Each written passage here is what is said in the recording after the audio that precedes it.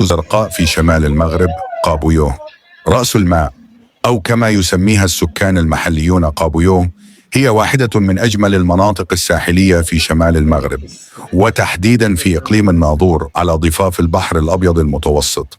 تعتبر هذه البلدة الصغيرة وجهة مفضلة لعشاق البحر، المغامرات والهدوء الطبيعي، حيث يلتقي الجبل بالبحر في مشهد يخطف الأنفاس.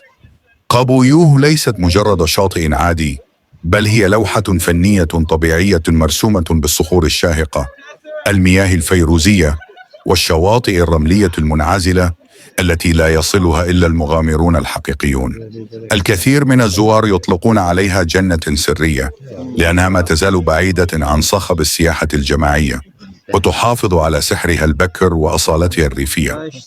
تميز المنطقة بوجود مرتفعات صخرية عالية تشكل تحديا لعشاق القفز في البحر. هناك تجد شبابا يغامرون بالقفز من ارتفاعات شاهقة في مياه البحر النقية بحثا عن المتعة والتشويق.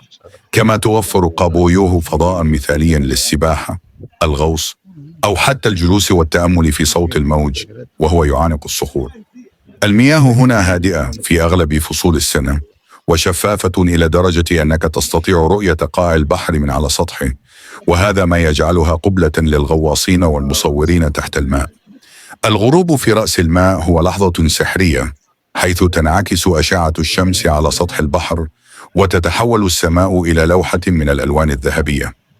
إلى جانب البحر تحتضن قابويوه طبيعة جبلية خلابة، ومسارات تصلح للمشي والرحلات الاستكشافية.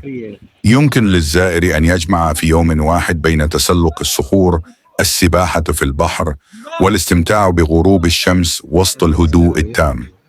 رغم جمالها، تظل قابويوه منطقة بسيطة فيها لمسة من التواضع والروح القروية.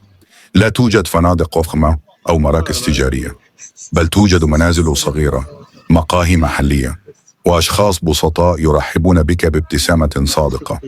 وهذا ما يعطي المكان طابعا خاصا، يجعل الزائر يشعر وكأنه في وطنه. رأس الماء هي أيضا قريبة من وجهات سياحية معروفة مثل السعيدية ومارينا السعيدية، مما يجعل زيارتها جزءا من جولة شاملة في الريف الشرقي المغربي.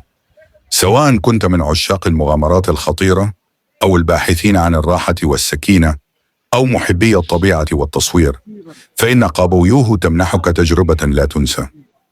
من المهم الحفاظ على نظافة هذا المكان الجميل واحترام طبيعته وساكنته، لأنه كنز بيئي وثقافي يحتاج إلى الحماية والتقدير.